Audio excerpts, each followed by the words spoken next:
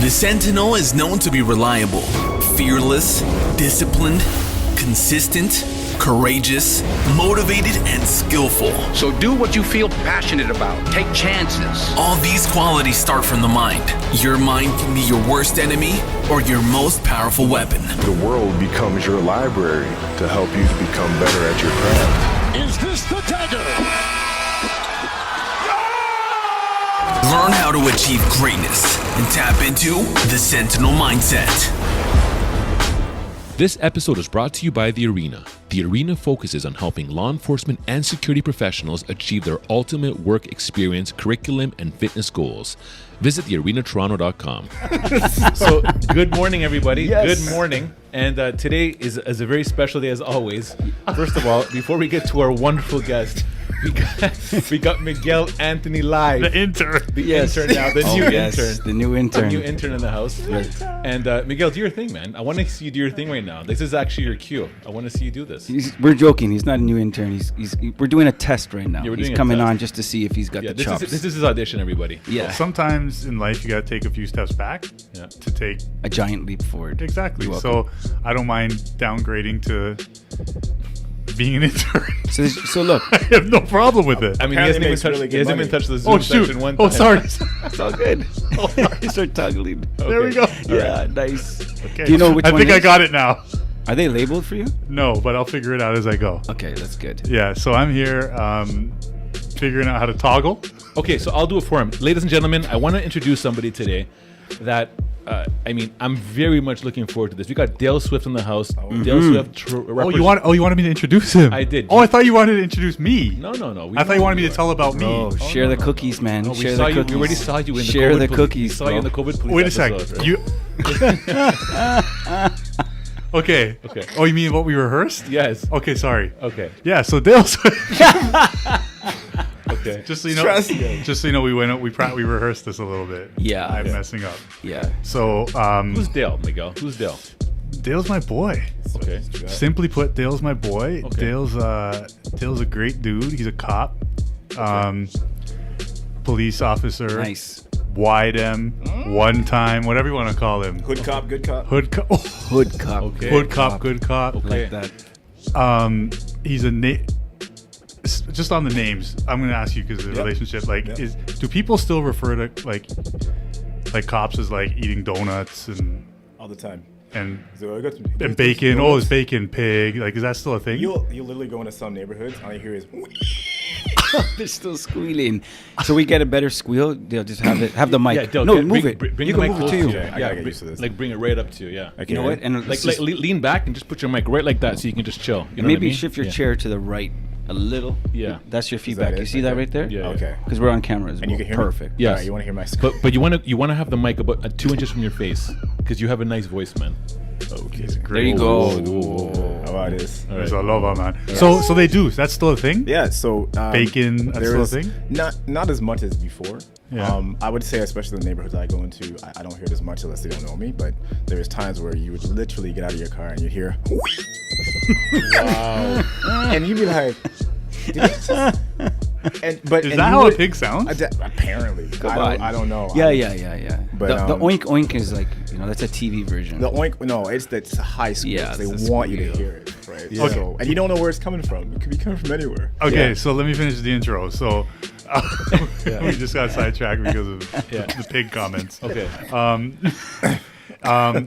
So yeah, that's like the go-to, like security. Oh, let me guess, you just make $10 an hour, right? Yeah, like, yeah. You have your go-to insults for different. Okay. Apparently, they haven't seen your shoes, man. Okay, stop this. I know. We'll talk about my shoes after. And minimum That's wage no is almost $10 15. business. Exactly, they got to up the insult. Right? It's like, bro. Oh, you just working your $10 an hour job. It's now 15. Anyways, so Dale, police officer. Yes. But as you can see in his uniform, he's it says, what does it say there? Neighborhood Community officer. Yeah, so Nice. I'm sure Dale would tell us about what that means. That's a lot of thread. Yeah. Right? No, it's Yeah. like pace it on. It's Tax like- dollars. Shut up. So, That's so a waste of tax dollars. so that but beyond all that stuff, what's amazing about Dale is he is like he's just a good cop. Like he He loves the community. He's truly the the police slogan is what is it? To serve and protect. Yes. So he has he has mastered the first part of that. Okay. To serve. This guy serves the community, and he's active on social media, and he's cool, and he's got relationships. Like and he'll probably tell a story. Criminals will probably call him to turn themselves in. Dale, I got to do this, man. Could you walk me through the process? Wow. Like, so he's that guy. So there you go. Dale That's Swift, ladies and facts. gentlemen. Yeah, that actually happened. Yeah. A couple times. So diving let's just go right to the origin story. Where did you Okay. grow up? I grew up in Chesterlee. Oh, Scarborough. 160, Chester Lee, the east 106, side of Scarborough, 160 west side of Chester Scarborough. Lee. Yeah. Yeah. So is Duce Chester Lee? Who? Okay, forget it. Keep going, Exactly. Constantine. Okay. What's do say? Where did you have that pivot moment where you're like, I need to do something? Like that was that something? Look, I'll give you an example. For myself, always wanted to be a cop. Yeah. From it was identified from the young age. Okay. Yeah. When did that happen to you?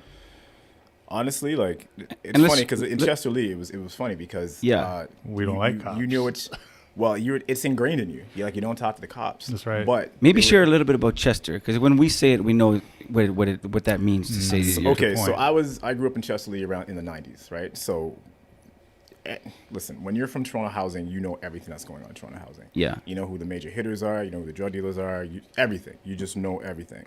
I remember across from my backyard on the side was a crack house. It was the first time I actually saw people making crack. I was like, it's crazy. I walked in, I'm like, what's this stuff on the spoon? Yeah. And it was crazy. And my boy was like, no, that they're making crack. And I'm like, oh. Then I had to go look that up to figure out what that was, right? Yeah. Right. But at the library, yeah, but not the internet. not the internet, right? Yeah, it was Google. No. So Chesley was an interesting thing because we were very close. The individuals were close. Like the guys who played ball were close to everybody else, and a lot of the major hitters played ball. So I was really big into ball. And I'd have to say one of the biggest reasons I didn't get involved or so enmeshed into the culture was because one of the main guys in Chesterlee was a big baller. And he actually could have went to play at Michigan. Mm-hmm. And he would have been playing with Chris Webber and these guys. Yeah. But Fab Five. he chose not to because really he's like, I have it made here. I'm making money. Wow. If I go to the States, no one's going to know me. So who am I? So he dipped. He said no. But I started playing, and he was like, Swift, I don't want you involved in this stuff. And he's like, you do your thing. We'll take care of you. Mm-hmm. And I won't lie, this guy, I've had a gun held to my head twice. And the one time was another guy from Glendower, because he wanted to play with us at an outdoor basketball court and wanted to play in his Birchmount and baggy ass Finch. jeans and stuff like that, and he wanted to play me, whatever. So we're playing. I got annoyed, and I dunked on him. This man got mad, went back to his car, got his gun.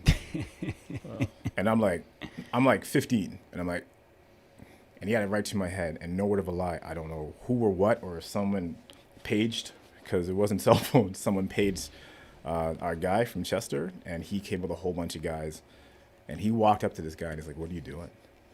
And I'm literally like about to pee myself, right? Mm-hmm. And long story short, our guy took this guy into a car, and they just disappeared. And that's a true story. That is a true story. And this is the stuff I find is really good to know as a police officer, right? Because you understand that what people are going through in their communities, right? Okay. And the interesting thing is that most of these communities are really good people. But for whatever reason, as a police officers, we just see them as a community, and that community is a bad community. Oh, that place is bad. Oh, you heard about Jane and Finch or Driftwood or Galloway or Cataraqui or whatever. They always, like, community, social media, cops, it's just one big example of these are all just criminals. And 3% are maybe like top hitters, and 97 are usually just individuals who just work really hard. Yeah, everyday people. It's everyday people, and it's good people, right? And trust me, the good people don't like the bad stuff happening, right? But also the good people also dependent on the not so good people in the neighborhood to protect them from the outside stuff. Very interesting. But sorry, going back to how I got involved. So we knew the good cops from the bad cops. We saw the good cop, we wouldn't mind, we'd do a heads up, cool, whatever. Usually the guys we play basketball with. We knew the bad cops. The bad cops are usually no word of a lie, like the white guys with the beards, with the baseball caps backwards. Like we always knew who was undercover. Right. Yeah, oh yeah. Yeah, come on. As we say, and he's wearing crisp acid wash jeans. And you're driving a Chevrolet or a Ford. Right. Like Yeah, saying, hey, hey, buddy, you know where I can buy some speakers? I'm telling you, the second Yeah. second you turn onto Morecambe Gate, everyone already knows there's someone in the neighborhood Yeah. that shouldn't be there. Right? Yeah. So we knew you were good cops, we knew you were bad cops. Cool. With me, my whole background is youth mental health. From I was 18, all I would do is work with youth with severe mental health. That in itself was a trip. That was the hardest job I've ever done. Hardest job because you don't have a lot of resources. It's the gift of gab. It's your communication. It's your ability to relate, Listen. and diffuse at their pace, right? And coming into policing, that is a huge tool to have. When I was like, well, your gun? Have you pulled your gun? Like, what's your favorite weapon or whatever? I'm like, it's my mouth. And they're like, huh? I'm like, this has gotten me out of so many sticky situations, and I've gotten a lot of people out of sticky situations because it's that communication piece. You de-escalate, right? And not every time you can, but a lot of the time you can. But that means you also have to have patience. So, long story short, my cousin who now works for York, he was trying to get onto Peel, and he called me and he's like, hey, like I think you should be a cop. And I'm like, are you dumb? Like, why? Yeah. He's like, no, you'd be good, man. I'm How like, old are you at this time? I'm like in my 20s. So Yeah. I want to say I'm like maybe 25, 26. Yeah. And okay. he's got 3 years on me, right? And I'm like, no, I'm good with what I'm doing, but what I'm doing is you can't take days off. Like, you work, you make money. You don't work, you don't make money, right? I was making good money, but at the same time, it's tiring. It's social work, right? But he's like, no, he's like, they need your personality. And I'm like, and my personality at that time, my belief of a policing personality was very different. And anytime I thought police, I think big white guy who doesn't talk, right? Who just kind of stands there with his, but that was my perception. And I'm like, that, yeah, Yeah, and we're Yeah. miming for those listening. yeah. Hands Holding the holding vest. holding the top of your vest. So I'm like, I don't suit that. Right. Like, I'm just like, that is not me. I'm like, I'm going to be smiling. I'm going to be interacting. And then I'm like, they're not going to like this, right? But my cousin is He's like, my that's brother. exactly what we need. Exactly, right? And I've always looked up to him. He played professional football. He was on Seattle Seahawks, and he Wow. came back and he finished off with the CFL. And so Grayson Shillingford. And so I looked up to him. So I was like, if he thinks this is a good idea, it must be a good idea. So I looked into it, and long story short, one service kind of said no to me. So they pushed me through the system really, really, really quick. And it was crazy because they're like, oh, you're exactly what we needed. And then I still to this day have no idea if they accepted me or what they did with my file, but I never went through. And it was weird. So the incredible thing is the recruiter at this one service was like, forget this. And she brought my whole package to Toronto and said, look, I don't know how, but we dropped the ball on this guy. This guy needs to be a cop. Whoa. Yeah. Oh, Like, wow. who does that? Yeah. That's crazy. Yeah. And this is a true 100% story. Lisa, you're the best. Yeah. She brought it to them, and they gave me a call quick, and then I was talking to them, and they were trying to explain to me like what happened in the process, and it really didn't make that much sense. But I was like, okay, whatever. Whatever, yeah. So Just tell them something, guys. Toronto, I remember I'm sitting in the interview, and it was this big white cop, right? Not a uniform, nothing, just like shirt barely fit. And I'm like, I'm there, and I'm happy, right? I'm like, yeah, I'm ready. I got my suit on, I'm ready. I'm like, I'm 32 now. Yeah. Right? I'm 32. Yeah. So I guess I must have been a lot older when he asked me. Yeah. So I'm 32, I'm sitting there, I'm good. And he comes down, he sits. So typical, what I think a cop, like just white cop just talking, right? Yeah. So he starts going through my file and everything, and then he's like, oh, just ask me questions. I'm like, okay, cool. Then he's like, oh, so I see you're from Chester Lee. And I'm like, here we go, right? So he started dropping we go names now. to me. Here we go now. So what? What? Don't even get me started I with know. that. And you said ordinary people earlier, which we gotta play. play. man. Stop being So I was bored. always, and I'm a squirrel too. I'll get on that and not even There you go. just. Yeah. So anyway, So Chester. Oh, So, so he yeah, puts so- it in. So you're from Chester Lee. yeah. So he's like, "You're from Chester Lane." I'm like, "Yep." So he starts dropping names and situations that happened in Chester. Wow. So I start off like this, and literally 5 minutes in, I'm like, There we go. Yeah. Yeah. just Like he deflated you. completely. Wow. But it was interesting because. So he's asked me all these questions. I'm like, I'm not getting this job. Yeah. So he actually leaves the room. Yo, bring the mic closer to you, bro. Oh, sorry. Yeah. So I gotta get used to this. Yeah. stuff now. Yeah. It's all Is that good. good? Is that okay? It's good. Yeah. Yeah. Yeah. So he actually leaves the room, and I'm sitting there going, "Wow, like, Yeah. again, this is happening again." Yeah. So he comes in. So I stood up. I'm like, "Okay, I'm getting ready for it, right? I'm Yeah. just getting ready." I'm like, "What am I gonna tell my fiance?" I'm like, "Here we go," and he's like, "You're accepted," and I was like, "Ugh." Yeah. Wow. I was like, "What?" He's like, "You're the kind of police officer we need." He's like, "I asked you, you told me." He's like, "You are from those situations, so you have an understanding of what these communities are Love it. and what happens." He's like, "I don't know what happened in the last process, but he's like, you have my in, and you are being pushed through." And it was funny because in that situation, I'm profiling him, Yeah. and he's really making sure that I'm the right fit for Yes. which one I wants to go now. Yes. So it was ironic, like I was the one being biased towards him Wow. Yeah. when he was just reiterating to me how good of an officer I could be. So we're gonna jump on that point. Before we do, I'm gonna tell you a very quick story, very similar to what you just said right now, but it doesn't have a happy ending. So are you familiar? Are you familiar with ABLE, Yes. Association of Yeah, Black Law? yeah. Okay. So I was associated with that organization. I was a member, and for those who know, Can you see what it is? Because you it Association. sounded like you say Association of Association Baklavas. of That's what it sounded like. Baklavas. Association. He is Greek. Association of okay, Black okay. Law Enforcement Officers. Yeah. Okay? Okay. That's what ABLE stands Yep. for. And I was a member of that. And I remember it was an interview that I had with York Regional Police, and I had a I guess it was a magazine from ABLE, but I had all my documents inside the sleeve. Okay. So I remember at the interview, I basically had the magazine on the desk, and the officer looks, he goes, "What is that?" And I go, "Oh, it's an association I'm involved with." And what does that mean? And I tell him, and then I just turned it around because I didn't want to be distracting. And then there was the logo now of the Toronto Police on the back of the magazine. And he goes, "Oh, so is that who you want to apply to?" And I'm like, whoa. I go, "It's just the magazine that I have my papers in, right?"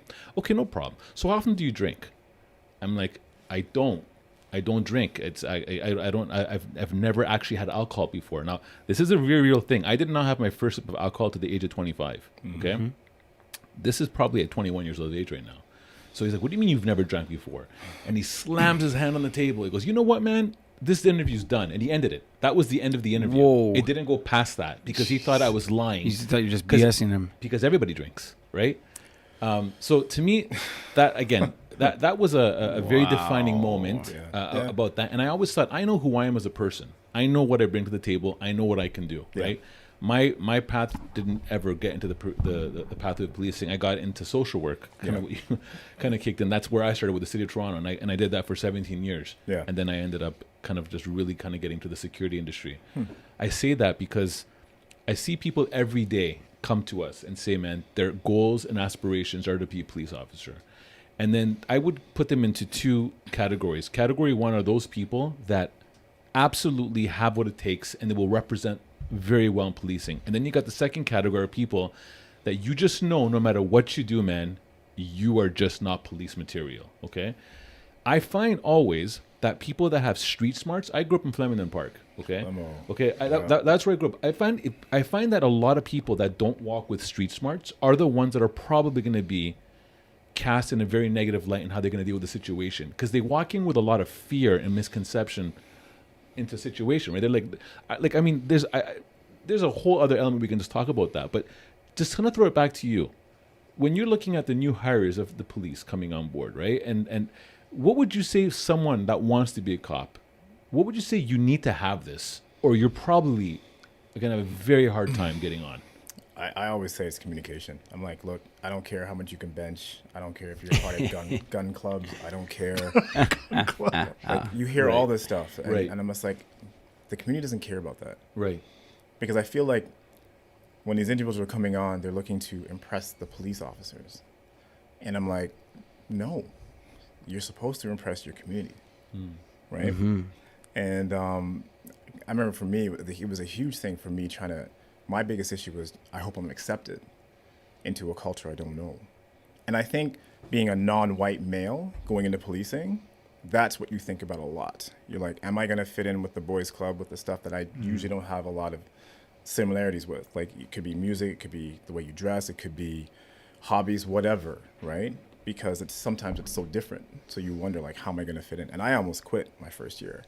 So I was like, this sucks, right? Why? Like, what sucked about it? Well, I noticed there was a lot of people who, even younger than I was, that had like maybe 6 more months on than me when I was a rookie, that were already disgruntled. And the way I saw a lot of them dealing with the community, I was like, this is crazy. But at the same time, I also saw there was a lot of officers who were really there for the right reasons. Like, I had 2 amazing coach officers who, thank God, really emphasized the community aspect of it, and they were phenomenal police officers. So I held on to that. But at that stage, I honestly felt that they were not the norm. And the norm was something I didn't want to be a part of, right? But going back to a lot of the rookies, interesting enough, through social media, I've had a lot of individuals, and especially a lot of black males, saying, you know what, I want to be a police officer. And they're like, I can't even believe I'm saying this to you. But you keep talking about, if you want to be the difference, if you want to see a difference, you got to be the difference, right? And you got to walk the walk, knowing that you're going to have targets in your front, in your back, from both internally and externally. It's just going to happen. And so I just talked them through this. I said, your biggest issue or your biggest concern as a police officer coming in is it's personnel management. Most of the stress, and I will tell you now, when you talk to other officers in regards to stress, it is always something that is happening inside. It is rare, and I mean extremely rare, for them to talk about community relations or something that happened in the community. It is literally 99% of the time, it is an issue that they have with someone else. It's an issue that they have with their supervisors, or not being appreciated, or whatever. It's the internal struggle. So it's a lot of officers, unfortunately, I think, have that internal struggle, don't feel appreciated, and then they bring that into the community, and that's when issues happen, right? It's really hard on this job to really find that intrinsic drive to go, despite this is happening inside, I got to be this way outside. And anyone who knows me at my division knows I come in and I leave, because being inside can be a cesspool for negativity, right? And it's unfortunate. So I have a choice to either be a part of that or not.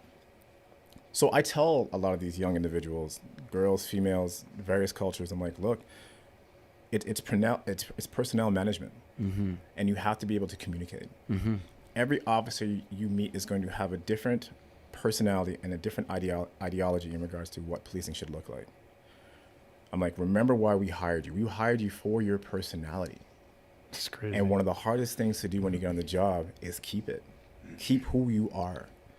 And the good thing about me coming out on 32 is I knew myself, right? So I knew when something didn't fit. So I had to really challenge myself to say, like, how much of a difference do I really want to make? And are the sacrifices worth it? They are in the end.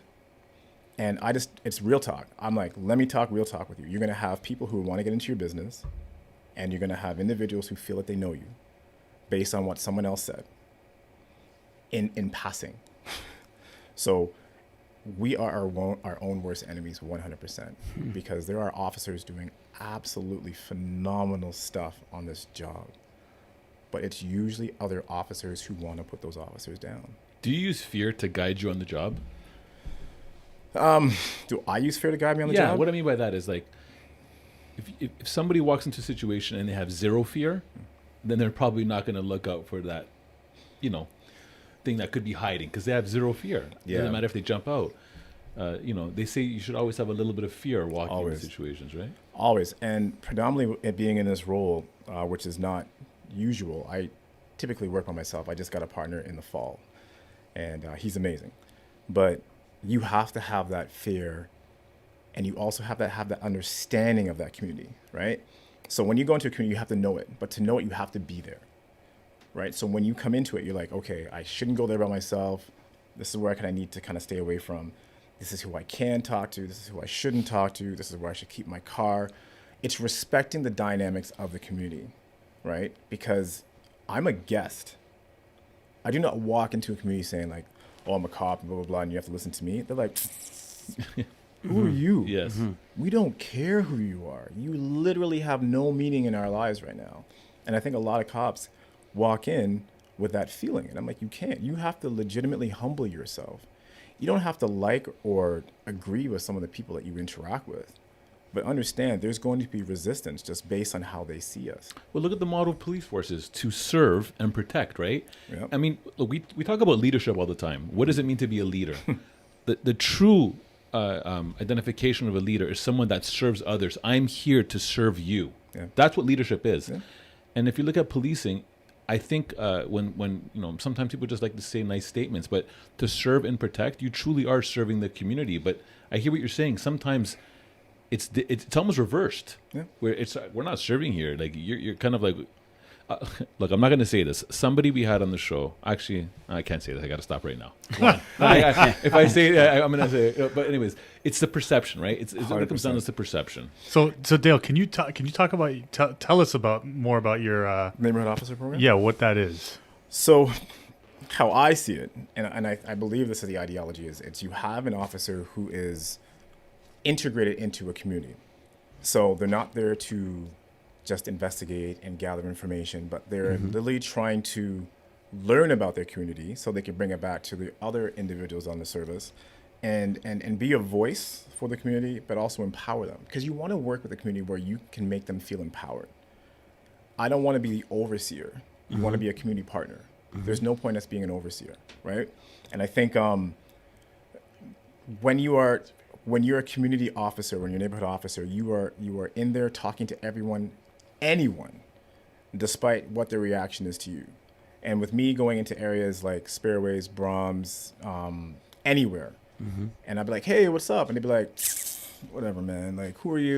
Or whatever they want to do, right? Yeah. And I'm like, all right, I'll catch you tomorrow. And then I say hi to that same individual every time I see them. And the whole flipping the bird or whatever or kissing your teeth turns into like a head nod. Eventually, yeah. And then it's like, what's up, officer? You show up with some patties, and then, But yeah, and then, but the reason that is I'm showing up. yeah, yeah. I don't need to know your name. I don't need to know who you are. I'm just saying I am here, and I am making the effort to know you and your community without saying a word. It's That's cool. being present. Yeah. Because communities only see us when we're investigating. That's right. Right? That's it. So that message to them is that you only see us as criminals. So when you see an officer in your neighborhood, it's not like police, it's not like firefighters, right? It's like you see police officers like, oh my God, what's wrong? That's right. Right? And if you see cops in their car not getting out of the community, that sends a message that you don't trust them enough to lead themselves. You don't trust them enough to make the right decisions based on the actions of a few. And that's why I said you have to really humble yourself. So me doing that, I will do that, I will be that way in every situation, but also at the same time respecting those situations. I'll have kids who reach out to me on Instagram and we'll have great conversations. But if I see them in public with their friends, I don't talk to them. And that is because of a safety thing. That's cool. Because they'd be like, what, you know this cop? What do you know about this cop? What does this cop know about you? Right? So me saying, hey, what you're not going to say hi to me now because you're with your boys? Right. And I've seen that happen. And you just set up that kid because we leave the neighborhood. Yeah. Now they got to stay there. And now they could be ostracized or things that are even worse. Right? Yeah. So you have to respect how they feel comfortable talking to you. Do you love what you do? I love what I do. Of course I do. And how long have you been doing it for? I've been doing it for 5.5 years. And Okay. it took a while, even for myself as a black officer, it took a long time for me to gain that respect. And I think a lot of people, they're like, oh, yeah, they love you because you're black and you play basketball. Oh, my God. Like, you hear all this stuff, and I'm just like, actually, I'll tell you, it's the complete opposite. I said, if I walk into, say, even Chesterly or somewhere else with a white officer, they don't care about the white officer. They're watching me. He's like, no, they're not, man. It's whatever. I'm like, yes, they are. They already made up their mind about you maybe. But they're like, what are you going to do? Because I see him a certain way. This is the community talk. I see him a certain way. I'm assuming you're familiar with who we are. That's right. You're supposed to be based one of on us. Who you are. That's right. So how are you going to treat us? And it's harder for me. And I have to make that That's effort. a good point. It is, and they don't get it. They're like, no, they accept you because they accept me because I put myself out there. You're on thinner ice. I am on thinner ice Yeah. because they will see. I felt I've lost friends becoming a police officer. So the community can, in 1 second, could see me as a traitor. Yeah. And then me building relationships with the community, my officers can see me as a traitor. Right. And I've been called a traitor from my police officer friends. For what? Give us an idea. You have obviously like a very specialized aspect of the job, which is cool. Where does the balance of it come in? Serving and protecting, walking about with these communities, building relation, but also knowing, that, one or two things can happen and actively policing it. Yeah. Right. Well, I think the balance comes after they realize that you're there for the right reasons, right? Yeah. So I've been in situations where we had to arrest these kids. We found 2 stolen cars, whatever. It was just last year, I think January. And they were giving officers a hard time, and then I had to go grab the one kid, and I wrestled him down to the ground. And he looked up, he's like, Officer Swift. He's like, oh. Yeah. He's like, I'm like, what are you doing? He's like, oh, man, I didn't know it was you. Yeah. But the good thing about that is that they know your intentions are good. And despite with them doing wrong, they know they're safe. They might chat and whatever and so on and so forth. But when the community sees you enforcing the law and arresting people, they're happy because they know this officer and what they're doing. And even the people you're arresting are like, okay. Because I'm always like, don't make me be a police officer. That's interesting. You're basically saying they understand it. Yeah. People are smart enough to understand, okay, something might have happened. Cars might have been stolen. Yeah. Policing has to happen. What's interesting, what you said, though, is that what deflated or de-escalates the tension is there's someone who's actively policing is trusted. 100%. And they know that, okay, because we know that when there isn't trust and fear perpetuates and grows and they're shouting and no one really knows who these cops are and what they're going to try to make happen, that's when something really bad happens. And we see that in the States a lot. Oh, yeah. Right? It gets to a point where it literally goes off the cliff. Right? Because they're both parties are terrified of each other.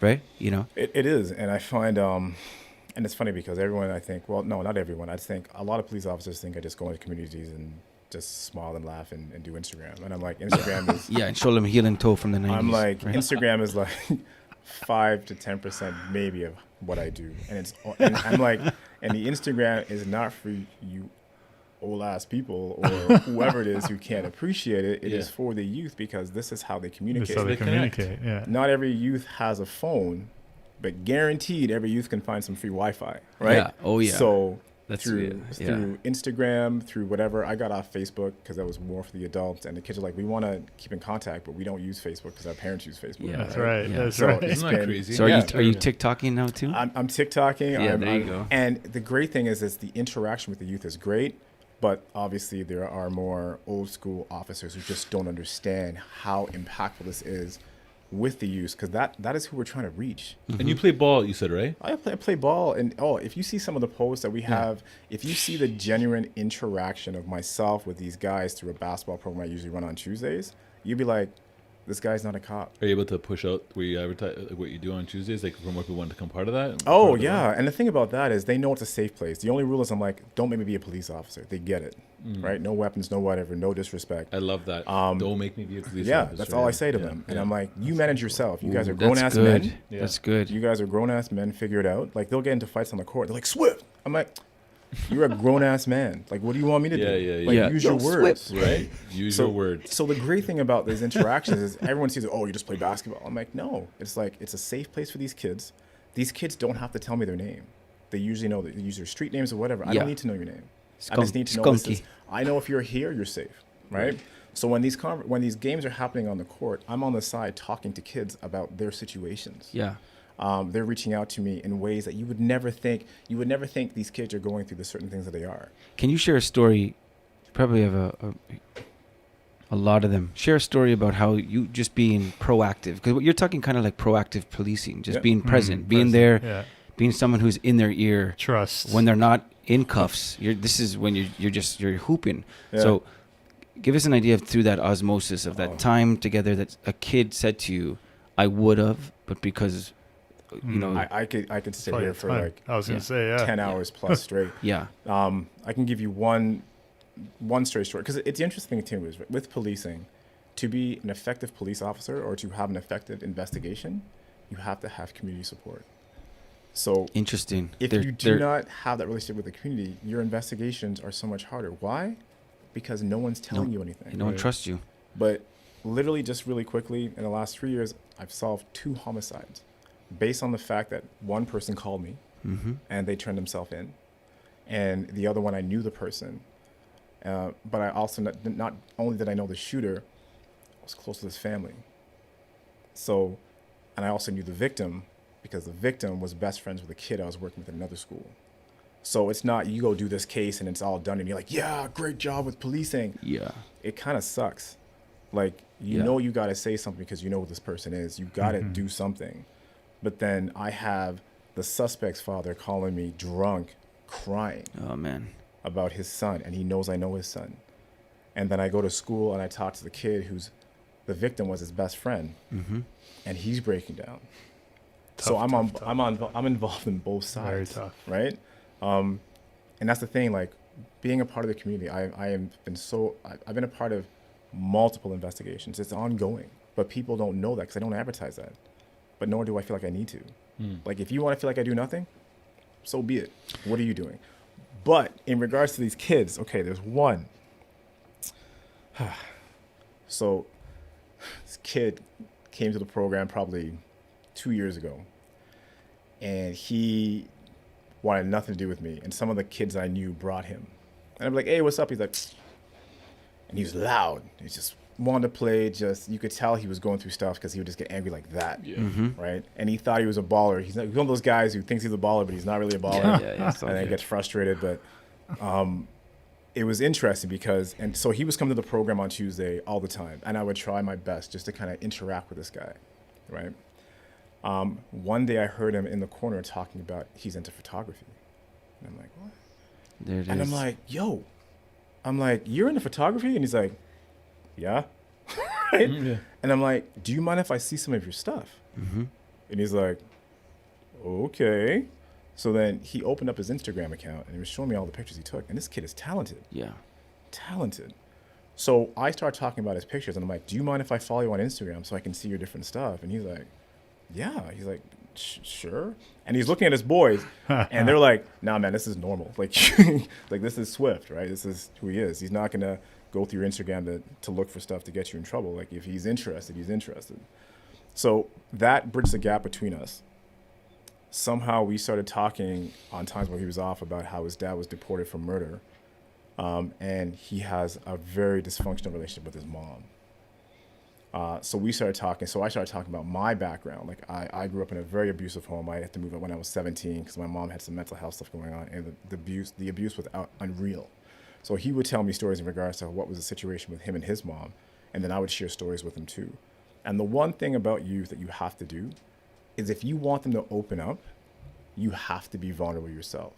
You cannot expect them to give you information about themselves or share if you are not willing to do that yourself. that's true of people. I am a walking, my sleeves are up. I will tell you everything. I will tell you the times I cried. I've cried in front of them because I'll think about things that really upset me growing up.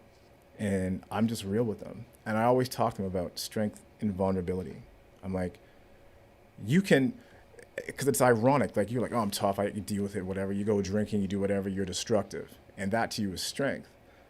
But how much strength is it that you show someone this is a flaw or something that really bothers me to the point where I want to cry, and you share that with someone? That's got to be strength. Because you're putting yourself out there for ridicule and judgment. Yes. That to me is strength. And I have these conversations with these young men and women all the time, and they start to get it. So he starts sharing with me, I start sharing with him. I don't see him for a while. I go to another program that has nothing to do with my area, Tropicana, and he's there. And I know the youth outreach worker.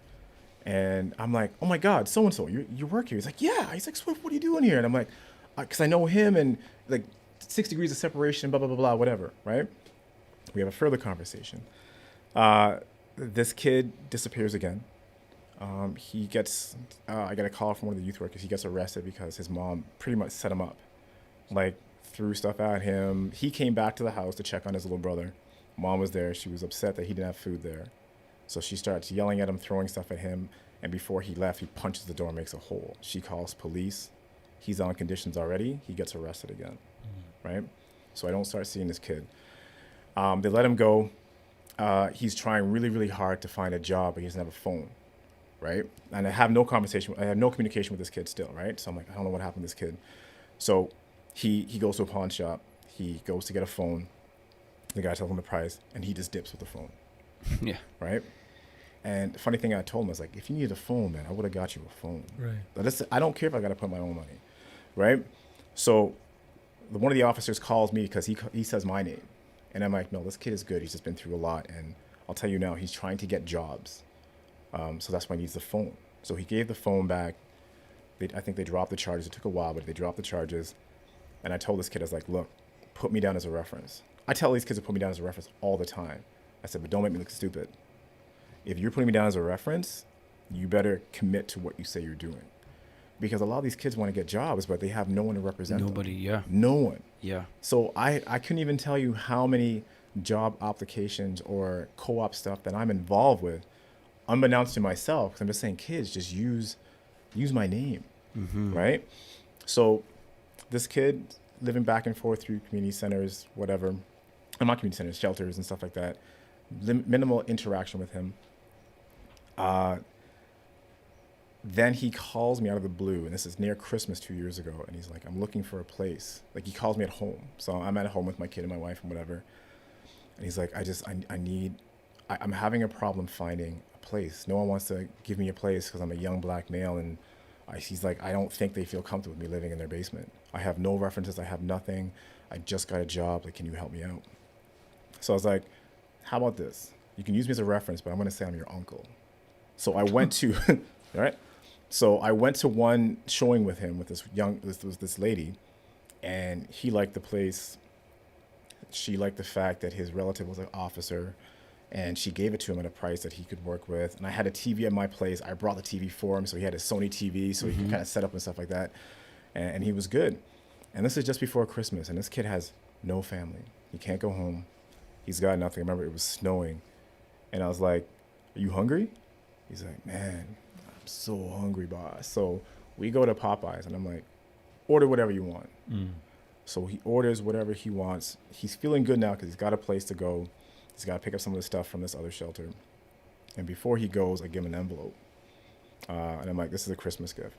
He's like, no, I don't need anything from you. He's like, you've been good, whatever. I'm like, no, it's a Christmas gift. I gave him $100. Just, I can go spend it on whatever. Yeah. But to him, right now, it's about survival, right? Can I do that with every kid? No. But did I want to do it with this kid? 100%. And this kid has my personal phone number. So I gave it to him so he could have a Christmas because he's going to be by himself. Yeah. So now something happens with this whole house. She kicks him out because she wants her son to come back and live in the basement because he can't live by himself, whatever. So now he feels ashamed, doesn't tell me anything. I don't hear from him. I go to Eva's place, another shelter I have a good relationship with, because they were celebrating some kind of anniversary or something. I can't remember what it was. And while I'm there, and this is months later, who do I see there? This young man. And he said he wasn't going to come up to me because he felt ashamed that he was living in a shelter after all the work I did for him. And I remember, and he was talking to me. I just grabbed him and just gave him this huge hug. I'm like, bro, I just want you to be safe. I want you to be good. So I talked to the manager at the house. I'm like, this is family to me. This young man is family. We got to find him something. And he's a hard worker. So he found a place in Mississauga that was willing to take him in. It's like a semi-independent place where he could get schooling, do some courses, and kind of do something for his life. And he called me. He's like, do you mind moving me there? He's like, I'd feel more comfortable if it was you coming with me to go there to get settled. So it was the day I was working. So I asked my inspector, and he was like, 100%. This is when you know it's good, because it's coming from my leadership saying, You know what? We see the importance of this. Do it. So I drove with this kid to this place in Mississauga to set him up, and he put me as one of his emergency contacts. He got set up in his room. He was like, "Hey, I gotta introduce you to my big bro," and blah blah blah. He was introducing me to people who you could tell were uncomfortable police. But at this point, he's like, "I don't care, your family." And long story short, we've been close ever since. Like, and that's one story. Yeah. There's many. So, look, I'll say this, man. The Dale that's talking right now, the belief structure, the communication, was that the Dale that entered the police force? 100%. So for anybody right now listening and wants to be a cop, if you do not have the remnants of what you're hearing right now, get lost, because you're not needed in the force. Honestly, it bothers me because a lot of people, they truly don't understand. And to me, the reason why I'm saying this, and I kind of set it up in the way is that, you know, Dale, you got hired because of who you are, your value system, how you communicate, your thought process, and that's translating 5 years later. And nothing shows me that's backing down.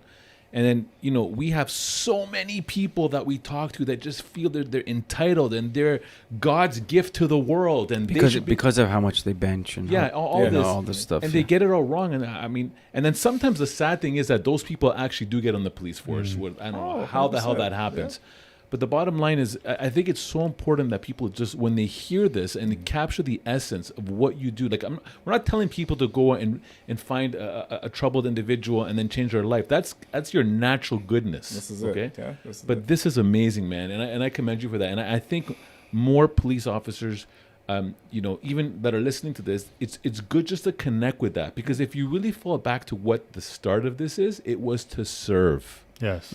It's not to protect and serve. It starts off with to serve and protect, right? Constantine, let me just jump in here. So he yes, he because he said he I don't know if you guys caught it. He said it like 6 times, just little droplets.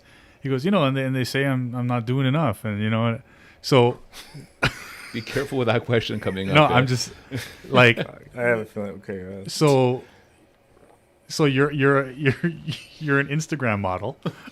Wow. An Instagram role model. Yes. Not the one in your G-string. By the way, while we're on Instagram, what's your handle on Instagram? He's not twerking. I would love to, but that would my handle is TP Swift D. TP Swift D. TP Tango Swift Papa D. Swift Delta. Okay. Delta, perfect. So just real quick, so you're an Instagram role model. Okay. So you're on social media. The fogies don't get it. What is that social media stuff? And they're thinking you're dancing. I've seen your social media. The guy's dancing with kids, and they're thinking this guy's not doing anything. Meanwhile, you're doing way. If you looked up above and beyond in the dictionary, your face would be there. No. Like with that story what you just told that kid. That has nothing. That is not in your job description, but you do it. Okay, look. If you look outside our office, there is a 6'7" or 6 statue of a Spartan. Yeah. Okay, and what a Spartan represents is basically elite mindset, physical, everything. To me, what you're just saying right now, Miguel, is like everything that Dale represents should be what. Yes, the community. It should be the standard. I think the community desperately wants this. And they do. Yes. I like the support from the community, even when things were bad, like even when stuff happened with George Floyd or whatever. Yeah. A lot of the community and my youth and youth that are known to us, like who are in the system, would reach out and be like, "Swift, are you good?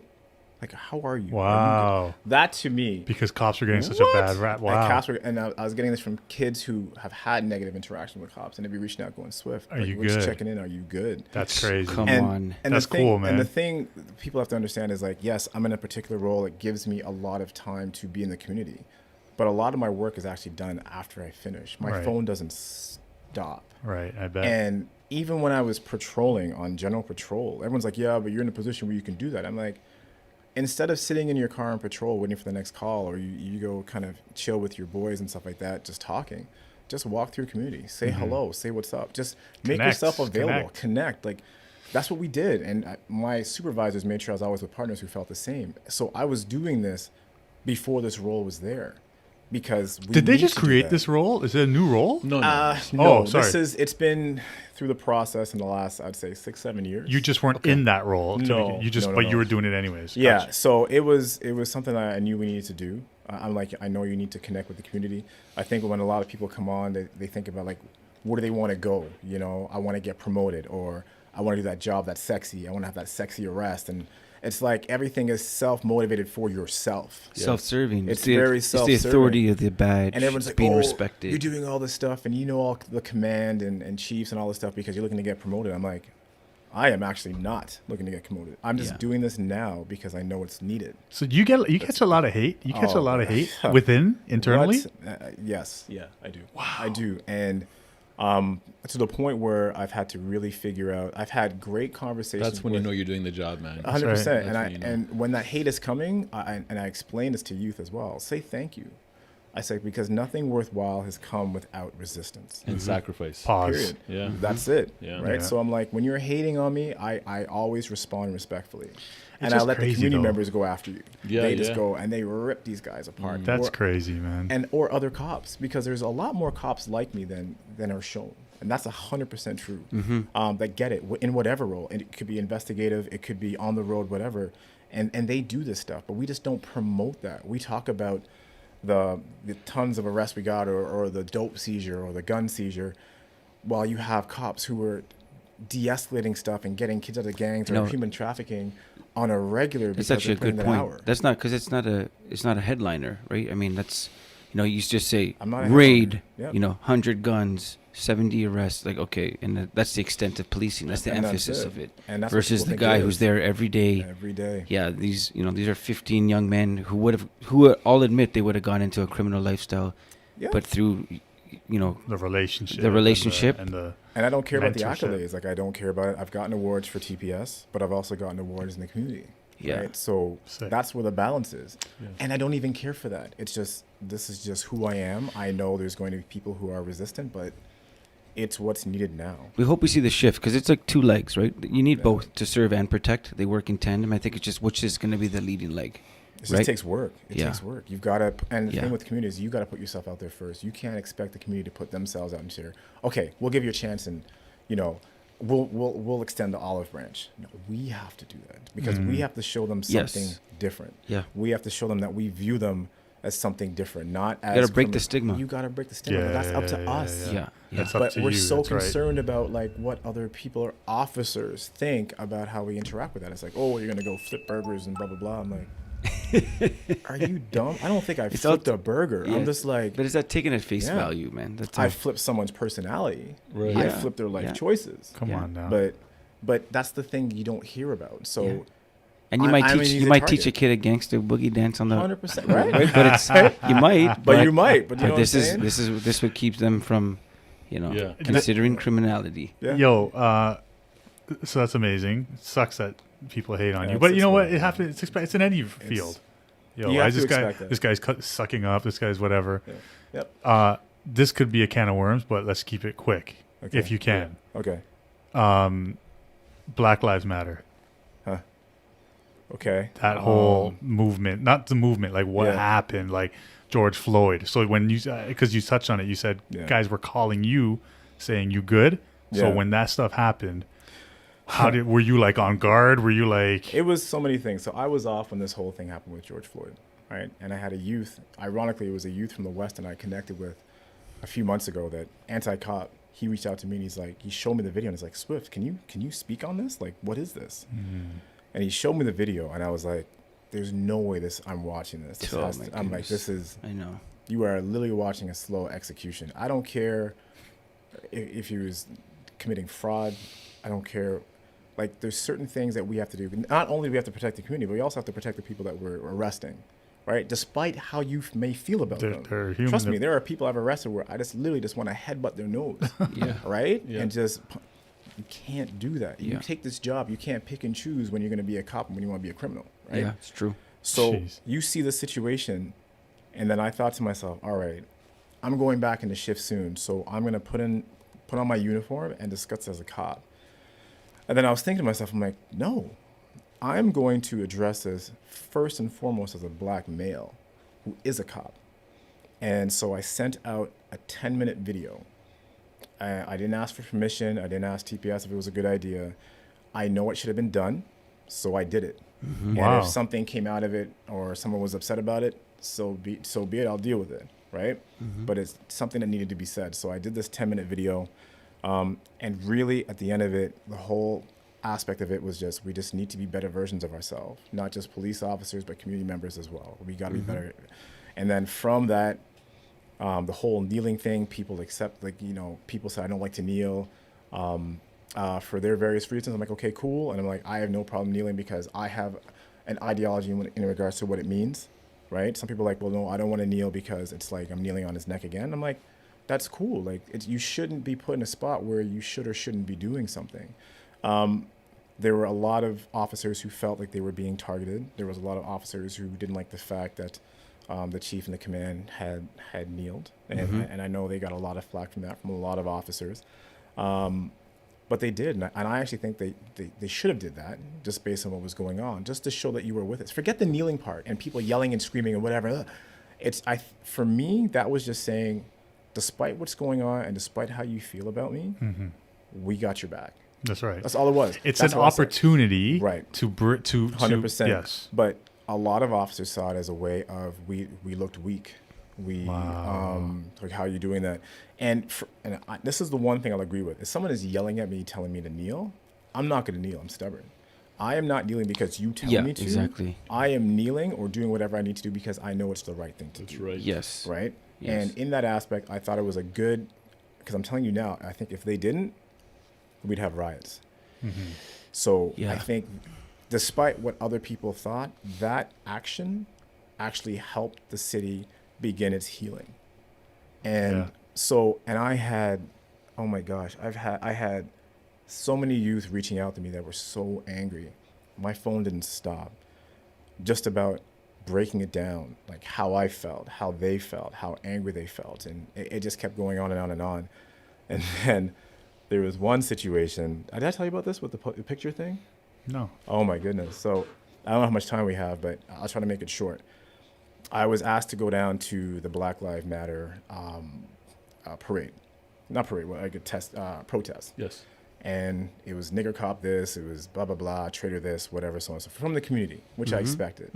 It was exhausting. Were you working? Yeah. Oh, so you're in uniform. I was asked to go down to the protest. Typically, neighborhood officers don't go down, but if your supervisor says go, you got to go. That's right. Oh, So I was by myself from my division, and I met up with 10 awesome guys from 32, phenomenal officers. So we were there, and we all had our points, right? And we were dealing with a lot of ignorance. You couldn't have those conversations with people because they were just walking by, so you just kind of took it. You just, whatever, right? They have every right to say what they want to say, cool. Wow. Then there was a situation where near the end, this is like a 15 to 16 hour day, right?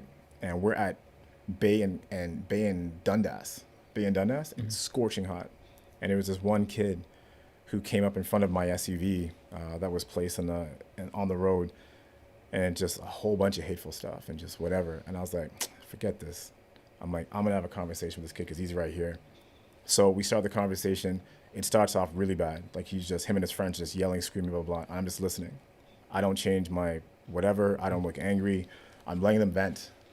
I'll let them say whatever they feel they need to say. And then when they got tired, then I spoke. It was like a 15 to 20 minute conversation to the point where the one individual was just like, the main guy was like, I never looked at stuff that way, because we had a conversation in regards to race, being a police officer, what's happening, what have you, being a better version of yourself. And he's like, do you mind taking a picture with me? And I'm like, of course. I'm like, I'll take a picture, no problem, right? So he's there and his boys are there, but I was mainly interacting with him. So he's got his friend there that's about to take a picture. So I got him right beside me here. And so I kneel down, and then I look up, and we're doing the peace sign like this, right? Just focusing on the camera. Picture is taken. So I just have my phone. Let me just put that down there. Yeah. Sorry. All good. That's a youth. Trap Yeah, phone? there you Enough. go. Yeah. It's actually someone I'm working with human sex trafficking, but I'll get that after. Wow. I'm telling you, it's always. You got a burner phone? Right. Huh? Go ahead. So anyways, so shut up. Sorry. So anyways, You're kneeling. I kneel, takes a picture, boom. I'm like this. We get up, thank you so much, whatever. I got him on Instagram. So this is near the end of the protest. I'm driving back. By the time we got back to the division, I was dropping the cop off. And one cop comes up to me and he's like, Swift, what's with this picture? And I'm like, what are you talking about? Right? He's like, dude, you didn't see this picture? I'm like, no. So this kid has our picture, and it has Black Lives Matter in the background, which I don't care about. Like, you want to hate on that if you're a cop, so be it. I'm black. Yeah. My life matters, whatever. Right. But beside that was another poster I didn't see saying defund the police. Right beside it. Yeah. But And he has to see that is not, like deuces, Yeah. right? So optics, it looks absolutely horrible. But to add insult to injury, the guy, the young man who I'm actually really close with now, ironically enough, like him and I are tight. We shared our story once again, right? We found an opportunity. He goes, the caption is, officer says F the police and takes a stand with us. Officer says F his job Right. and takes a stand with us. Wow. And I'm looking He at just this. became the National Enquirer right there. What? Yeah. And it's hashtag Toronto Police. Wow. Oh my goodness. So Disaster. this is an absolute disaster, right? And the ironic thing about this whole defund the police thing is that literally command, like the chiefs and whatever, gave me the go ahead to talk, I think 3 or 4 times on the news, like CBC, Global, whatever, in regards to what that meant and how I felt about that. And of course you need the police. Like, I'm not, no, get rid of us. Like, that's not the case. But we started talking about mental health and reallocating funds or whatever we could to help kids, especially kids coming out of the system looking for jobs or further money for mental health with kids. So I was on multiple different social media platforms discussing how we broke down defunding the police because everyone just thought get rid of the police. I'm like, That's no, right, there's so much more to it. Yeah. And then here I am with a picture which I would never take just based on the sensitivity of the topic. Right. I know what it means, but other officers are going to be like, what are you doing? And optics, when you first see it, it looks bad. Right. Like, bad. Deuces. So my phones are going off, and I have officers I'm close to putting out multiple fires, higher ups, man. everything, and it's all internal still, all internal. So And the old boys are like, see, Dale, see, we told you. and that's exactly Stay what off it that was. stupid social media They stuff. were just Dale. like, and the thing is too, when you're out there all the time, you are going to be in situations that are all the time because you're in the public eye. This stuff is going to happen. You say, go out there, make a difference, blah, blah, blah. And then you do that. At some point, you're going to get caught up in something. And that's exactly what happened. Yeah. Oh, yeah. And usually I check to see what's going on, but I was Yeah. just so impressed in regards to this communication. I didn't look down to see that Right. there was defund the police, right? Yeah. And I didn't expect him to say, officers F his job. Yeah. So I reach out to this kid and I'm like, I sent him a voice message on Instagram. And I'm like, oh, look, hey, just so you know, man, like I'm getting a lot of heat from this picture, man. Like, what are you doing? Like, and I explained the situation to him and automatically he called me back. He texted me back and he's like, I am so sorry. He's like, we were just in the moment. We were hyped. That's We were cool, like, man. yeah, this cop wanted to take a stand with us. And he's like, yeah, I guess the whole defund the police thing is not that great. And the whole F your job. Yeah. So I can see how it could be misinterpreted. yeah, think? Yeah. So here I am, enemy number one. Here's a black officer that people are already looking to throw daggers at, does this, right? So I'm an easy target. So I'm having conversations with a whole bunch of people, inspectors, everything, just trying to explain the situation because I don't know what's going to happen out of this. The amount of hate mail, the amount of hate, everything I got from, and it was internal.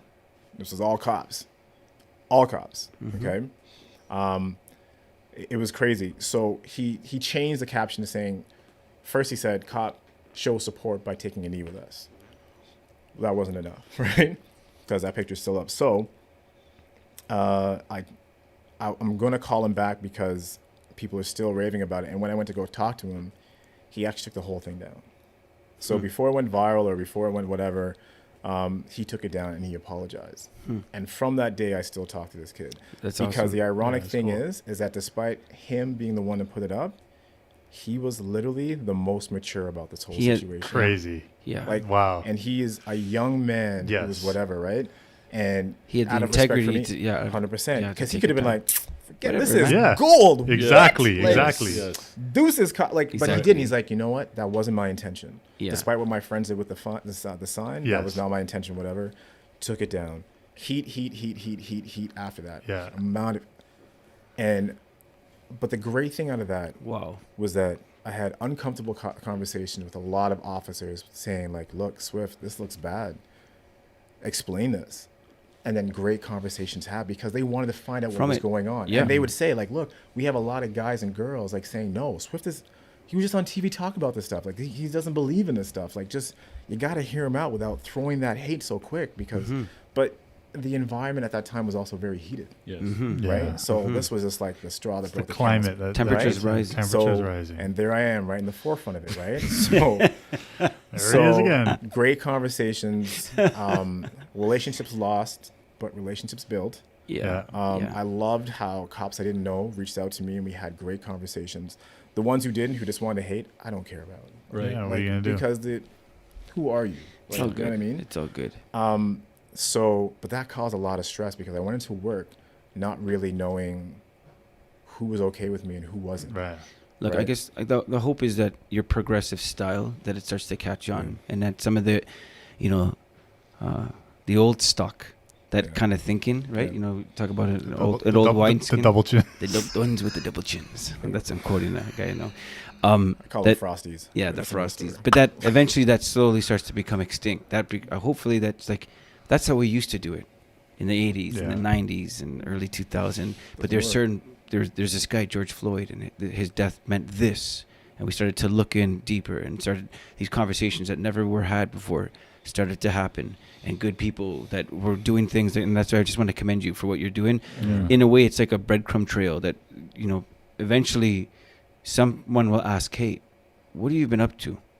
Okay, and then that's the best thing about it. It can maybe for the next batch of police, you just never know what that will birth. There's this whole program, and it's Yeah. part of their policing, and they start coming into what needs to happen, how it needs to happen. So just want to commend you for that. Oh, well, thanks. Yeah, And you're obviously not on a beaten path. You're kind of doing it in your way. You Yeah, gotta man. Yeah. you gotta do it, and a lot of conversations. A lot of officers, I think, who were minorities, really started talking out about Yeah, their it's good. experiences. And Yeah.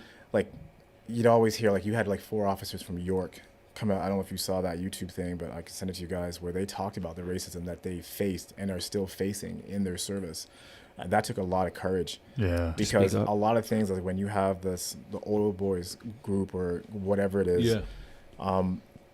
when people say stuff to you that are ignorant, being a girl, being of different ethnicity, whatever, it's like, oh, come on, just take it for the team and just relax, like you're fine. But pretty much what that did is it just really oppressed a lot of individuals.